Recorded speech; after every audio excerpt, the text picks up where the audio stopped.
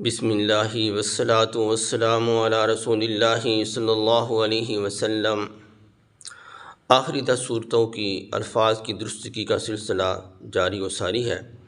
آج ہم سورۃ اللہب کے الفاظ کی درستگی کریں گے۔ دعا کہ اللہ تعالی ہمارے الفاظ کی درستگی فرما دیں۔ جب بھی آپ تلاوت کلام پاک سنیں تو باوضو ہوں، خوشبو لگا کر بیٹھیں۔ مسواک کے ساتھ آپ نے وضو فرمانا ہے، اور تلاوت کلام میں کلام پاک بہتر ہے کہ تجویدی ہو، اور جب آپ نے خود پڑھنا ہے اونچی آواز سے تو اتنا اونچا پڑھیں کہ اپنے کان آپ کے سن سکیں آپ کی آواز کو۔ تو آج ہم پڑھیں گے سورۃ اللہب۔ بسم اللہ الرحمن الرحیم۔ را پر پڑھی جاتی ہے، اگلی را بھی پر، خا بریک۔ رحمن الرحیم۔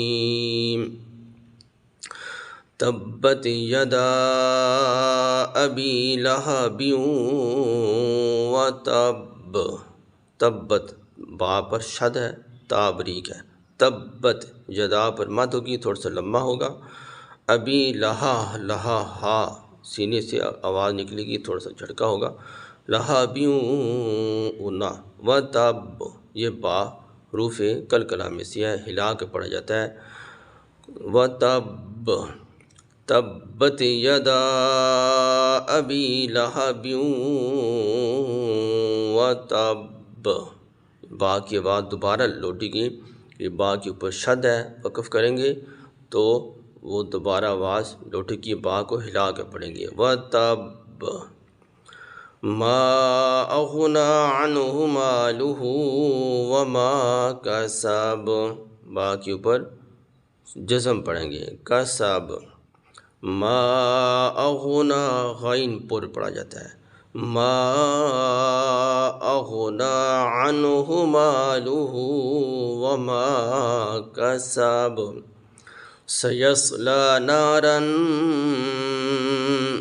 غنہ کرنا ہے، نارا ذات لہب۔ سین بریک، صاد پر، سیصلی نارا ذات لہب۔ ذا زبان کا کنارہ سامنے والے دانتوں سے لگے گا تو ذا ادا ہوتی ہے، سیٹی کی آواز نہ آئے، سیٹی والی ذا ہوتی ہے۔